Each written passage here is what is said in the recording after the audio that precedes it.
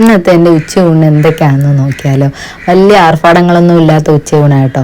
അപ്പം അതുപോലെ നല്ല ചൂട് ചോറും അതിലേക്ക് നല്ല നമ്മളെ കുഞ്ഞൻ മത്തിച്ചാള ഉണ്ടല്ലോ, അത് തേങ്ങ അരച്ച് വെച്ച നല്ല ചാറോട് കൂടിയ കറിയും, അതിന് പുരട്ടി കഴിക്കാനായിട്ട് ഇതാ നല്ല ബീൻസ് പച്ചത്തേങ്ങയൊക്കെ ഇട്ട് നല്ലോണം എണ്ണയിൽ തോരൻ വെച്ചെടുത്തതും.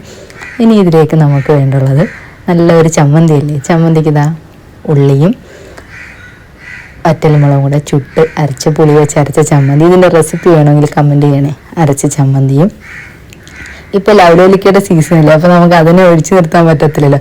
അപ്പോൾ എന്താ നല്ല ഉപ്പിലിട്ട നല്ല ലവലോലിക്കായും, പിന്നെന്താ വീട്ടിൽ തന്നെ ഉണക്കിയ കാന്താരി ചുട്ടെടുത്തതും, പിന്നെ നല്ല വലിയ 3 മീനുകൾ പൊരിച്ചെടുത്തതും, പിന്നെ നല്ല മഞ്ഞ നാരങ്ങ അച്ചാറും.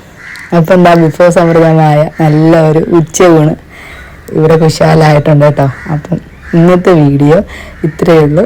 വീഡിയോ ഇഷ്ടമായിട്ടുണ്ടെങ്കിൽ ഒന്ന് സപ്പോർട്ട് ചെയ്യാൻ മറക്കല്ലേ. Tata bye bye, see you. Okay.